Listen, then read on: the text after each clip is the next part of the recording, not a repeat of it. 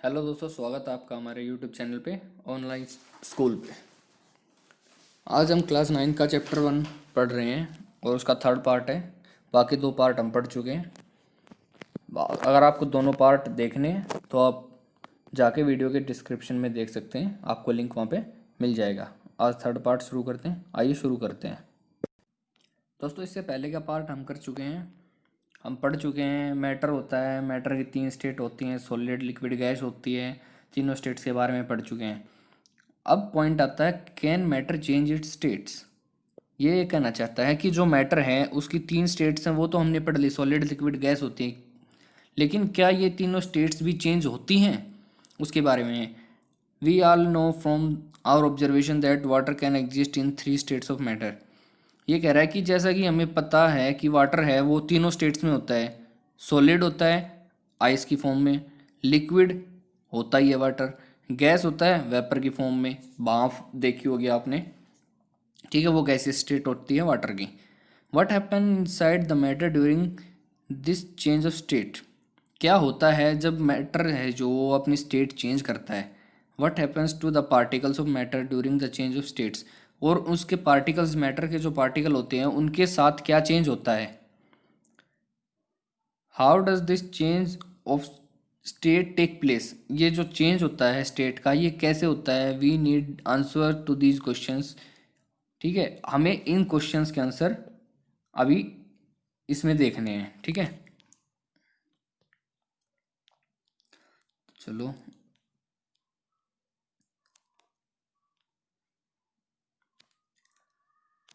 तो सबसे पहला पार्ट आता है इसमें, effect of change of temperature. Effect of change of temperature, temperature का क्या इफेक्ट होता है वो देखते हैं एक बार। इसमें एक्टिविटी दी गई है, इसमें क्या कह रहा है, take about 150 gram of ice in a beaker and suspended a laboratory thermometer so that its bulb is in contact with the ice. ये कह रहा है कि हमें क्या करना है, एक स्टैंड लेना है, एक बीकर लेना है, बीकर के अंदर आइस रखनी है, ठीक है, और उसके नीचे एक बर्नर लगाना है और एक थर्मोमीटर लगाना है। ठीक है, ये सारी चीज़ इसने लगा दी हैं। ये देखो, ये स्टैंड ले लिया है, ये बर्नर है, ये बीकर है, बीकर के अंदर क्या है, आइस है, ठीक है, एक ग्लास स्टीरर है ये, इसको मिक्स करने के लिए, ये थर्मोमीटर लगा दिया इसका टेम्परेचर मेज़र करने के लिए। ठीक है, अभी देखते हैं इसकी बी फिगर। सेम है, बी फिगर में क्या हुआ कि इसकी स्टेट चेंज हो गई। ऊपर था ए फिगर, उसमें थी आइस, लेकिन अभी इसमें क्या है, इसमें हो गया वाटर। ठीक है, कुछ नहीं, इसमें सिर्फ इतना दिखाया कि कन्वर्जन हो जाता है जब टेम्परेचर इंक्रीज करते हैं तो स्टेट, एक स्टेट से दूसरे स्टेट में मैटर चेंज हो जाता है। जैसे वाटर है, पहले था आइस यानी कि सॉलिड फॉर्म में, फिर हमने उसको गर्म किया, टेम्परेचर बढ़ाया, टेम्परेचर जैसे ही बढ़ा वो किस में आ गया, लिक्विड स्टेट में। तो ये उसकी सेकेंड स्टेज हो गई। ठीक है, चलो अभी आगे। इस एक्टिविटी में कुछ नहीं है, बस यही है, start heating the beaker, low flame, beaker को लो फ्लेम पे गर्म करना स्टार्ट कर दो। फिर आप धीरे धीरे टेम्परेचर इंक्रीज होगा, आप टेम्परेचर नोट करते चलो, जैसे जैसे स्टेट चेंज होती रहेगी टेम्परेचर इंक्रीज होता रहेगा। ठीक है, चलो आगे चलते हैं। अब इस पे कंक्लूजन क्या है इस एक्टिविटी का वो देखते हैं। On increasing the temperature of solid the kinetic energy of the particle increases. इसमें क्या होता है कि जो सॉलिड्स होते हैं हम उनका टेम्परेचर इंक्रीज करते हैं तो उनके जो पार्टिकल्स होते हैं उनके अंदर काइनेटिक एनर्जी होती है वो इंक्रीज हो जाती है। Due to increase in kinetic energy the particle start vibrating and greater speed with greater speed. ये क्या कह रहा है कि जब जो छोटे छोटे पार्टिकल्स होते हैं उनको जब हीट करते हैं, टेम्परेचर बढ़ाते हैं, तो उन पार्टिकल्स को एनर्जी मिल जाती है। अब वो एनर्जी मिलने के बाद वो क्या करते हैं, हिलने लग जाते हैं, वाइब्रेट करने लग जाते हैं ज़्यादा स्पीड से। The energy supplies by heat overcomes the force of attraction between the particles. अब क्या होता है, जब एक दूसरे को वो धक्का देने लग जाते हैं एनर्जी की वजह से, तो उनके बीच का फोर्स ऑफ अट्रैक्शन क्या होता है, वो कमज़ोर हो जाता है। The particle leaves their fixed position and starts moving more freely. इसमें क्या होता है, पार्टिकल्स एक दूसरे को धक्का देने लग जाते हैं एनर्जी आने के बाद, तो क्या होता है, वो अपनी जो फिक्स पोजीशन होती है उसको छोड़ के इधर उधर घूमने लग जाते हैं, ठीक है। A state is reached when the solid melts and is converted to a liquid.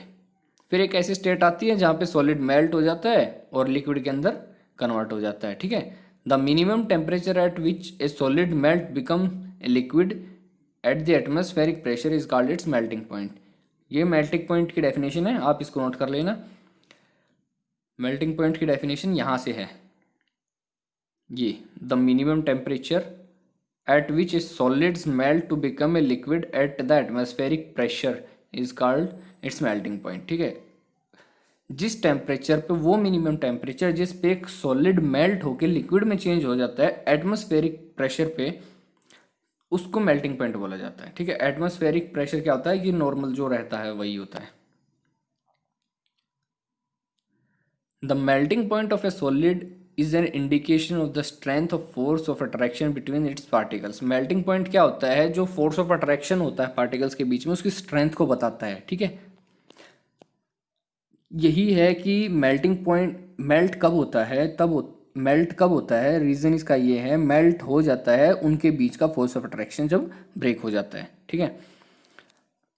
The melting point of ice is 27 to 73.15 kelvin. The melting point ये दे रखा है, ये आइस का मेल्टिंग पॉइंट है, आप इसको नोट बना के कॉपी में लिख लेना। The process of melting that is change of solid state into liquid state is known as fusion. ये क्या कह रहा है, ये फ्यूजन है। फ्यूजन की डेफिनेशन भी लिख लेना, यहाँ से स्टार्ट है दा से। The process of melting that is change of solid state into liquid state is also known as fusion.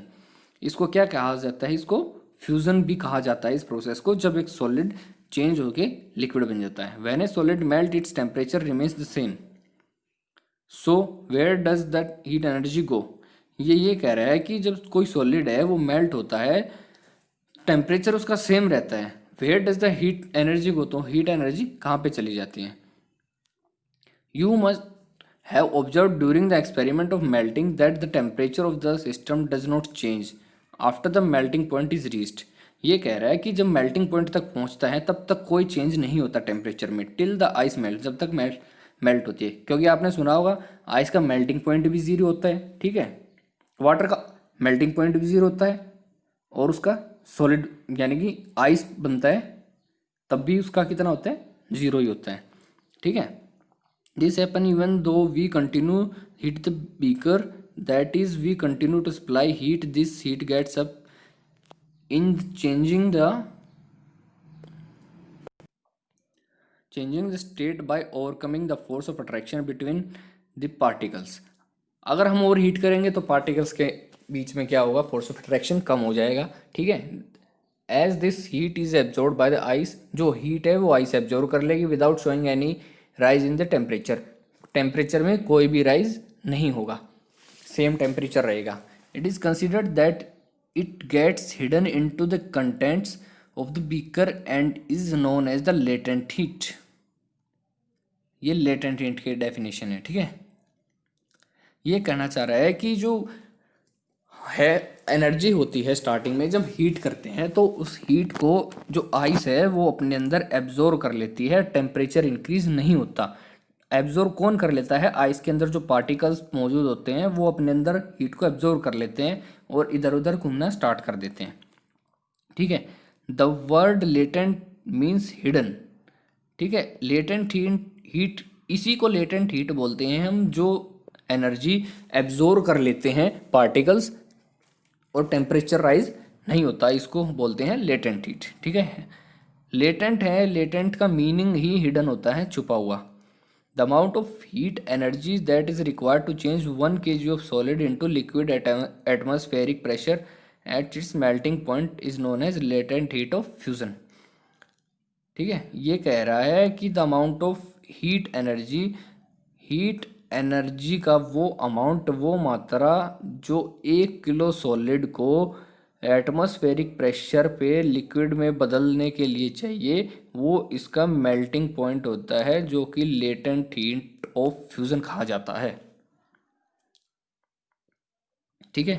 So particles in the water at 27 degree kelvin have more energy as compare to the particle in ice at the same temperature. ये कह रहा है जब water होता है 0 degree पे होता है तो उसके जो पार्टिकल्स हैं उनके पास एनर्जी ज़्यादा होती है, 0 डिग्री पे ही सब हो जाता है। When we supply heat to the water particle starts moving even faster. जब हम हीट प्रोवाइड करते हैं तो क्या करते हैं, वाटर के पार्टिकल्स हैं वो मूव करना स्टार्ट कर देते हैं एज ए सर्टेन टेम्परेचर, एक सर्टेन टेम्परेचर पे at a point is reached when the particles have enough energy to break free from the force of attraction each other. At this temperature the liquid start changing into gas. फिर क्या कहता है, अगर फिर भी water में convert हो गया, सॉलिड आइस थी हमारी जो वाटर में कन्वर्ट हो गई, उसके बाद भी अगर हम उसको हीट करते रहेंगे तो वाटर वेपर बन के हवा में उड़ जाएंगे, उसको बोलते हैं वाटर की gaseous state. The temperature at which a liquid start boiling at it atmospheric pressure is known as boiling point. ये बॉइलिंग पॉइंट की डेफिनेशन है यहाँ से। The temperature at which a liquid start boiling at the atmospheric pressure is known as its boiling point. Boiling point वो point होता है जहाँ पे कोई भी लिक्विड है वो बॉयल होना स्टार्ट हो जाता है। ठीक है, कंडीशन एक है एटमॉस्फेरिक प्रेशर होना चाहिए। Boiling is a bulk phenomena, particles from the bulk of the liquid gains enough energy to change into the vapour state. For water this temperature is 373 kelvin. 373 kelvin होता है, ठीक है, water के लिए boiling point. अभी ये देखो इसमें लिखा हुआ है 100 degree Celsius is equal to 273 plus 100 equals to 373 kelvin. आप इसको कॉपी में नोट कर लो, ये एक कन्वर्जिंग यूनिट है। अगर डिग्री सेल्सियस दे रखा है आपको, अगर उसको चेंज करना है केल्विन में तो हम क्या करेंगे, उसके अंदर जितना भी डिग्री सेल्सियस दे रखा हो उसमें हम 273 ऐड कर देंगे। ठीक है, ये होता है कन्वर्जन। डिग्री सेल्सियस में हमें कोई दे रखा है टेम्परेचर और हमें केल्विन में उसको बदलना है, तो उसके लिए हमें क्या करना होगा, डिग्री सेल्सियस में जितना दे रखा होगा उसमें हम 273 प्लस कर देंगे, तो वो किस में बन जाएगा, केल्विन में। ठीक है, इसमें ये बताया गया है। Can you define the latest heat of vaporization? Do it in the same way as we have defined the latent heat of fusion। ठीक है, आपको latent heat of fusion जैसे बताया गया था वैसे ही vaporization है, सेम है। उसमें latent heat में ये बताया गया था कि जब वो जिस टेम्परेचर पे सॉलिड से लिक्विड में चेंज हो जाता है तो वेपोराइजेशन भी वही है जहाँ पे एक लिक्विड गैसीय स्टेट में कन्वर्ट हो जाता है। ठीक है, this is because particles in the stream have absorbed extra energy in the form of latent heat of vaporization। इतनी एनर्जी ले लेते हैं जो पार्टिकल्स हैं कि वो in the form of gas, वो गैस की फॉर्म में बन जाते हैं, वेपर्स की फॉर्म में बन जाते हैं, तो उसको बोलते हैं हम लेटेंट हीट ऑफ वेपोराइजेशन। अभी देखो ये बता रखा है डायग्राम से, इस डायग्राम को भी कॉपी में बना लेना, इंपॉर्टेंट डायग्राम है। अगर हम सॉलिड है, सॉलिड को हीट प्रोवाइड करेंगे तो लिक्विड बन जाएगा, अगर लिक्विड को हीट देंगे तो गैस बन जाएगा, अगर गैस को हम कूल कर दे, उसका टेम्परेचर डाउन कर दे, ठंडा कर दे तो लिक्विड बन जाएगा, अगर लिक्विड को भी कूल कर दें तो सॉलिड बन जाएगा। सिंपल सा एग्जांपल इसका वाटर ले सकते हो। वाटर सॉलिड होता है आइस, फिर लिक्विड होता है वाटर में, फिर बन जाता है वेपर। ठीक है, अगर वेपर कंडेंस हो जाते हैं, वेपर को इकट्ठा करते हैं, ठंडा करते हैं तो लिक्विड बन जाता है, लिक्विड को ठंडा करते हैं तो सॉलिड बन जाता है। So infer that states of matter can be changed into another state by changing the temperature. तो ये इसका मतलब ये है कि जो टेम्परेचर है उससे हम मैटर को एक स्टेट से दूसरी स्टेट में चेंज कर सकते हैं। ठीक है, we have learn that substance around us can change states from solid to liquid and from liquid to gas on the application of heat.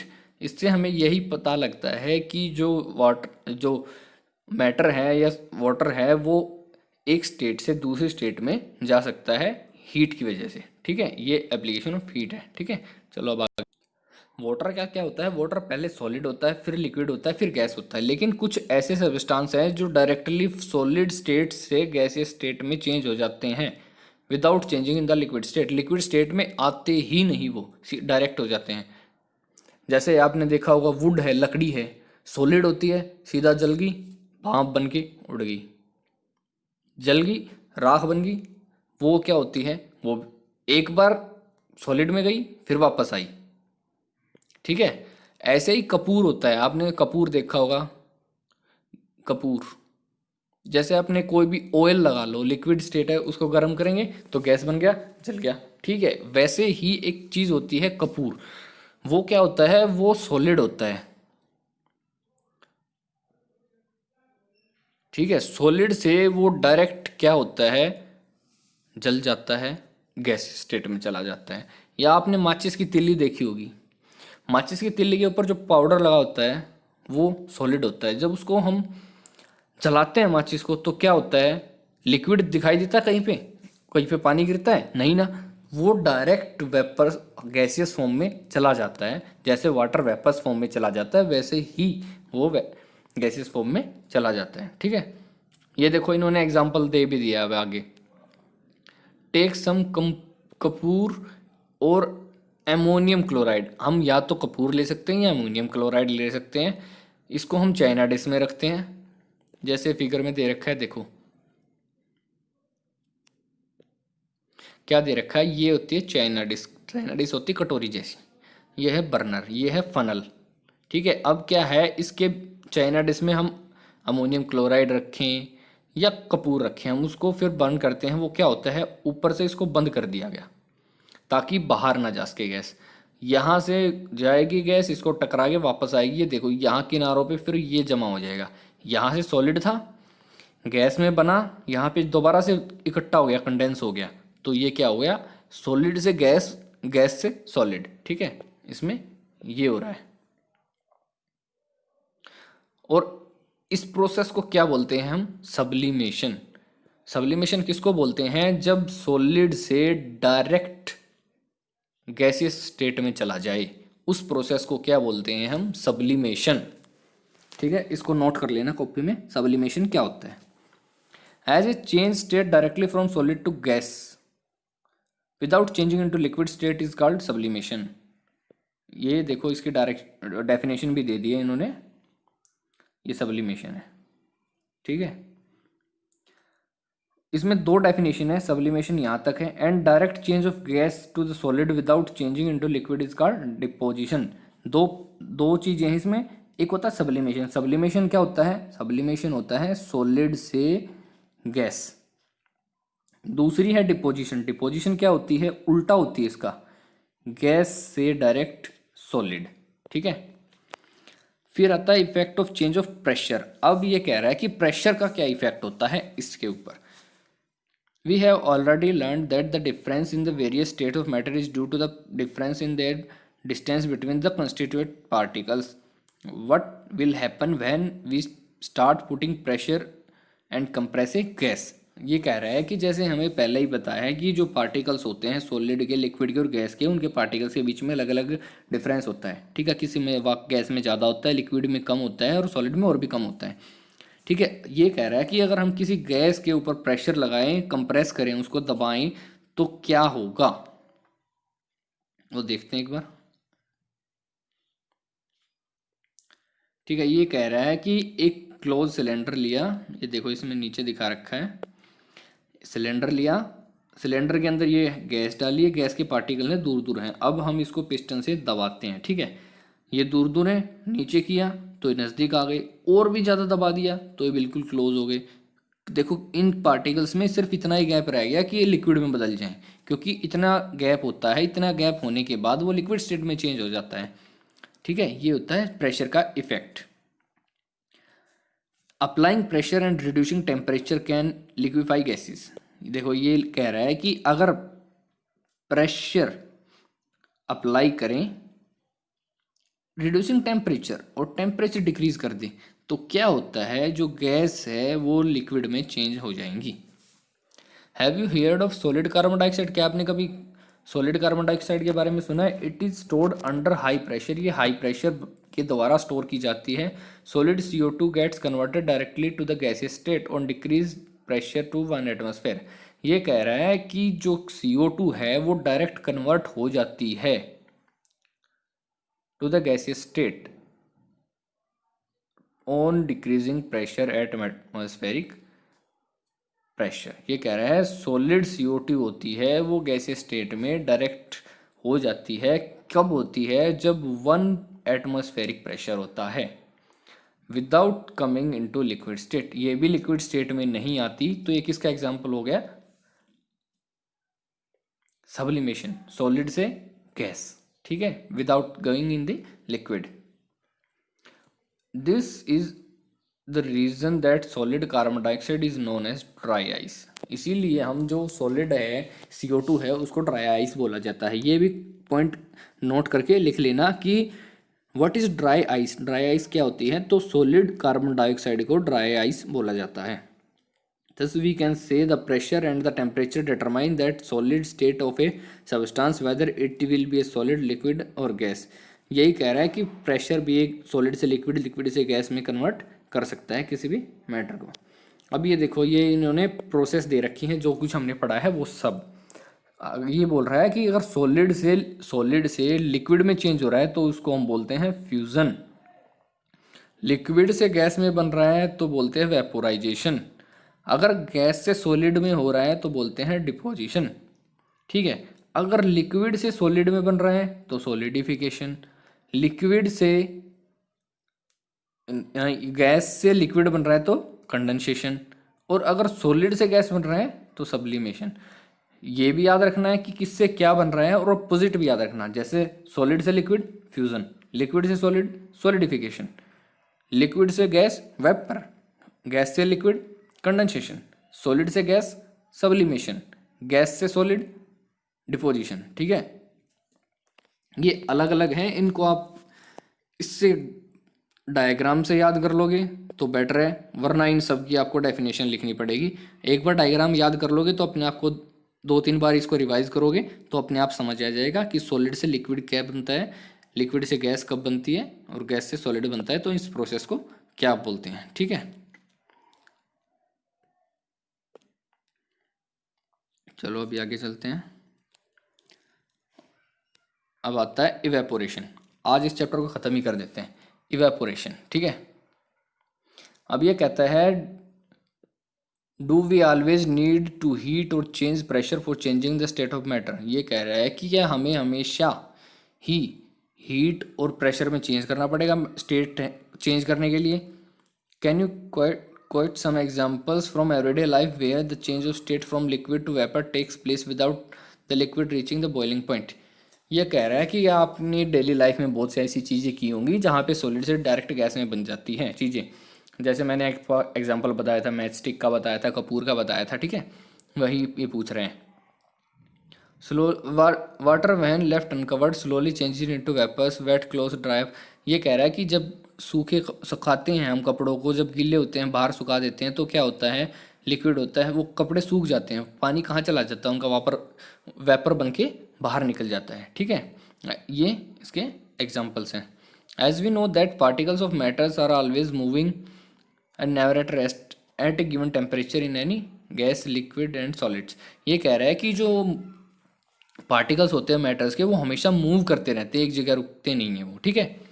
उनमें क्या होता है, उनके पास the particles with different amount of kinetic energy. जो particles होते हैं उनके पास क्या होती है, काइनेटिक एनर्जी। कोई भी मूविंग चीज़ है, मूव करती है, जो चलती है, उसके पास क्या होता है, उसके पास होती है काइनेटिक एनर्जी। जिस एनर्जी से वो चलता है उस एनर्जी को काइनेटिक एनर्जी बोला जाता है, ठीक है। In case of liquid a small fraction of particles at the surface having higher kinetic energy. ये कह रहा है जो लिक्विड होते हैं उनका जो सरफेस होता है उसके ऊपर क्या होता है, हायर काइनेटिक एनर्जी, सबसे ज़्यादा काइनेटिक एनर्जी होती है, is able to break away from the force of attraction of the other particles and gets converted into vapour. ये कह रहे हैं जब वेपर्स में कन्वर्ट हो जाता है जो लिक्विड है वो, अगर हम उसको हीट करते हैं, जब उसको हीट करते हैं तो उसके पार्टिकल्स को ज़्यादा काइनेटिक एनर्जी मिलती है और वेपर्स में कन्वर्ट हो जाता है।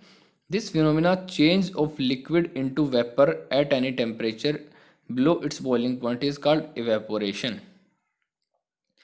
ये कह रहा है कि जो लिक्विड है वो वेपर्स में कन्वर्ट होते हैं, कब होते हैं, वो बॉइलिंग पॉइंट पे कन्वर्ट होते हैं। लेकिन बॉइलिंग पॉइंट से कम टेम्परेचर होता है थोड़ा सा, जब वो इवेपोरेट होना स्टार्ट होते हैं, वेपर्स में कन्वर्ट होना स्टार्ट होते हैं, तब उसको बोलते हैं इवेपोरेशन। तो ये क्वेश्चन इसमें ये बन सकता है कि बॉइलिंग पॉइंट ज़्यादा होता है या वेपोराइजेशन पहले होता है। तो आप इसमें देख सकते हैं वेपोराइजेशन पहले होता है, फिर बॉइलिंग पॉइंट आता है। ठीक है, फिर आता है फोर्स अफेक्टिंग इवेपोरेशन। कौन कौन से फोर्स है जो इवेपोरेशन को इफेक्ट करते हैं। ये कह रहा है take 5 ml of water in a test tube and cap it near the window और under a fan. Take 5 ml of water in an open china dish and cap it near the window और under a fan. ये कह रहा है कि 5 ml लेना है, water लेना है, एक टेस्ट ट्यूब में लो, उसको खिड़की के पास रखो, एक फ़ैन के पास रखो। एक दूसरा लो 5 ml वाटर, ठीक है, उसको चाइना डिश में लो, यानी कि चाइना डिश कटोरी होती है वैसी होती है। ठीक है, keep it near window, window के पास रखो और फैन के पास रखो। फिर ये कह रहे हैं 5 ml of water in an open China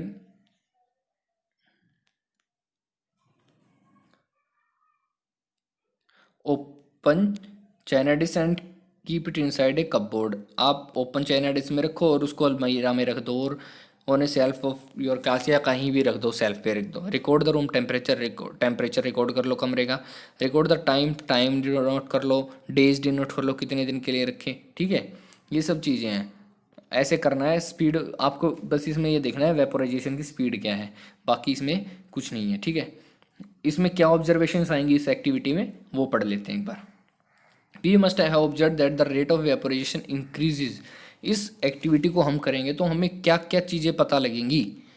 ठीक है, रेट है जो वेपोरेशन की वो इंक्रीज होगी, यानी कि हमारा जो है पानी जल्दी से भाप बन के उड़ेगा।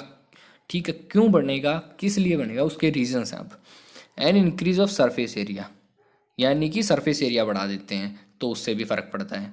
ठीक है, वो कैसे पड़ता है वो अब देखिए एक बार।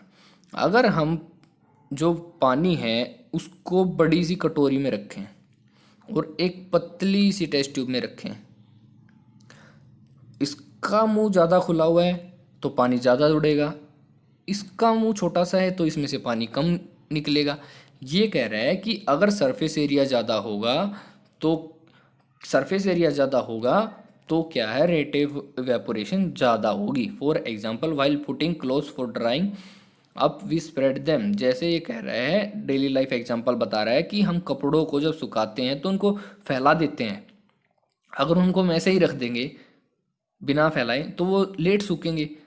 ठीक है, अब दूसरा है an increase of temperature. Temperature की बात कर रहा है अब ये। With the increase of temperature more number of particles get enough kinetic energy to go into the vapour state. ये कह रहा है कि जब टेम्परेचर इंक्रीज करते हैं तो वाटर वेपर में जल्दी कन्वर्ट होकर चला जाता है पानी। अब जैसे कपड़ों को धूप में सुखाओगे तो जल्दी सूखेंगे। ठीक है, क्योंकि धूप से क्या है, उसको एनर्जी मिल रही है, पार्टिकल्स को काइनेटिक एनर्जी मिल रही है, सनलाइट मिल रही है, सनलाइट से वो एनर्जी एब्जॉर्व कर रहे हैं और फिर उसकी काइनेटिक एनर्जी मिल रही है उससे, और वो वेपर्स में कन्वर्ट हो जाते हैं। ठीक है, अब कह रहे हैं डिक्रीज इन ह्यूमिडिटी। अब जो रेट है वेपोरेशन की वो कम हो जाती है। रेट मीन्स स्पीड है जो वेपोरेशन की वो कम हो जाती है ह्यूमिडिटी में। ह्यूमिडिटी क्या होती है कि जब बारिश का मौसम होता है तो ह्यूमिडिटी हो जाती है। ठीक है, humidity is the amount of water vapour present in the air. Humidity यही होती है, देखो इन्होंने बता भी दिया कि जब वाटर वेपर होते हैं, जो हवा में वाटर वेपर मिल जाते हैं तो ह्यूमिडिटी बोलते हैं उसको, ह्यूमिडिटी हो जाती है। आपने नाम भी सुना होगा ह्यूमस बोलते हैं ह्यूमिडिटी को। The air around us can not hold more than a definite amount of water vapour at given temperature. If the amount of water in the air already high the rate of evaporation decreases. अगर पहले से ही हवा में पानी की मात्रा ज़्यादा होगी तो सीधी सी बात है कि पानी अब्जॉर्व कम करेगी। And increase in wind speed. ये कह रहा है कि जो स्पीड है हवा हवा की स्पीड है उससे भी रेट ऑफ इवेपोरेशन बढ़ जाती है। ठीक है, it is common observation that cloth dry faster in A windy day. ये कह रहा है कि जो कपड़े सुखा, हम मान लो हम बाहर कपड़े सुखाते हैं, अगर जिस दिन तेज़ हवा चल रही हो तो उसमें भी कपड़े क्या होते हैं, जल्दी सूख जाते हैं। ठीक है, how does evaporation cause cooling. अब ये कह रहा है इवेपोरेशन से कूलिंग कैसे होती है। इन an open vessel the liquid caps on evaporating the particles of liquid absorb energy from the surrounding to the regain the energy lost during evaporation. This absorption of energy from the surrounding make the surrounding cold. अब ये कह रहा है कि कोई भी खुला बर्तन है, जब उसमें लिक्विड रखते हैं हम तो इवेपोरेट होता है। जो पार्टिकल्स होते हैं of liquid absorb energy from the surrounding, जो पार्टिकल्स होते हैं वो अपने आसपास के एरिया से क्या करते हैं, एनर्जी एब्जॉर्ब कर लेते हैं और इवेपोरेट हो जाते हैं। ऐसे मानो आप कहीं पे पानी रखा हुआ है, उसके आसपास की जो एनर्जी होगी उसको वो एब्जॉर्ब कर लेंगे पार्टिकल्स और फिर इवेपोरेट हो जाएंगे। पार्टिकल्स आए, एनर्जी ली और चले गए, पार्टिकल्स हैं, एनर्जी ली और चली गई। अगर ऐसे ही एनर्जी ले लेके बाहर निकलते रहेंगे वो, तो वहाँ पे एनर्जी क्या हो जाएगी, कम हो जाएगी। एनर्जी मीन्स टेम्परेचर, टेम्परेचर वहाँ पे कम हो जाएगा। ठीक है, ये यही बता रहा है। अब आगे चलते हैं। What happen when you pour some acetone, acetone nail polish remover होता है ये, ऑन योर पाल्म, जब आप अपनी हथेली पे रखते हो। The particles gain energy from your palm और surrounding and evaporate causing the palm to feel cool. देखो कभी भी कोई भी है या कोई हम जैसे पेट्रोल या डीजल होता है, उसको भी अगर हम हाथ पे रखते हैं तो क्या होता है, हमें ठंडा ठंडा महसूस होता है, क्योंकि उसके अंदर जो पार्टिकल्स होते हैं वो एब्जॉर्ब कर, हमारे हाथ से हीट को एब्जॉर्ब कर लेते हैं और इवेपोरेट हो जाते हैं, तो हमें इसे ठंडा ठंडा महसूस होता है। ठीक है। After a hot sunny day people sprinkles water on the roof और open ground because a large latent of heat of vaporization of water helps to cool hot surface. ये कह रहा है कोई भी चीज़ गर्म होती है तो हम उसके ऊपर पानी डालते हैं। ठीक है, जैसे कोई ग्राउंड है गर्म, हम उसके ऊपर पानी डाल लेंगे तो क्या होगा, भाप बन के पानी उड़ जाएगा और लेकिन वो क्या हो जाएगा, ठंडा हो जाएगा। Can you set some more example from daily life, क्या आप और भी कोई एग्जाम्पल देख सकते हैं ऐसे कूलिंग के। ठीक है, डेली लाइफ एग्जाम्पल बहुत हैं, होते हैं ऐसे। Why should we wear cotton cloth in summer, गर्मियों में हम सूती कपड़े क्यों पहनते हैं। During summers we perspires more because the mechanism of our body which keeps us cool. We know that during evaporation, the particles at the surface of the liquid gains energy from the surroundings of the body surface and change into vapors. The heat energy equals to the latent heat of vaporization is absorbed from the body, leaving the body cool. Cotton, being is a good absorber of water, helps in absorbing the sweat and exposing it to the atmosphere for easy evaporation. ये कह रहा है कि गर्मियों में क्या होता है, जो सूती कपड़ा पहनते हैं लोग, क्यों पहनते हैं, क्योंकि जैसे ही जो इवेपोरेशन होती है तो जो पार्टिकल्स होते हैं लिक्विड के वो एनर्जी गेन कर लेते हैं हमारी बॉडी से। ठीक है, और फिर क्या होते हैं, वो वाटर वेपर में कन्वर्ट हो जाते हैं। जैसे ही हमारी बॉडी से वाटर वेपर में कन्वर्ट होने के लिए निकलते हैं बाहर, हमने सूती कपड़ा पहना होता है। सूती कपड़ा क्या करता है, वो एब्जॉर्ब कर लेता है वाटर को, अपने अंदर सोख लेता है। ठीक है, इसीलिए इवेपोरेशन इजी होता है, वो सोखता है और इवेपोरेशन हो जाता है। ठीक है, इसमें यही बताया गया है।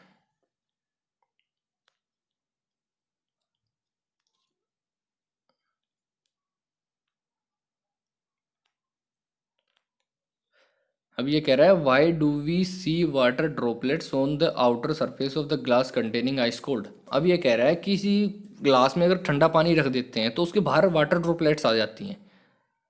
वो वाटर ड्रॉपलेट्स कहाँ से आती हैं, ऐसा तो है नहीं कि पानी ग्लास के अंदर से लीक होके बाहर चला गया, ऐसा नहीं है ना, वो बाहर से ही एब्जॉर्ब करता है।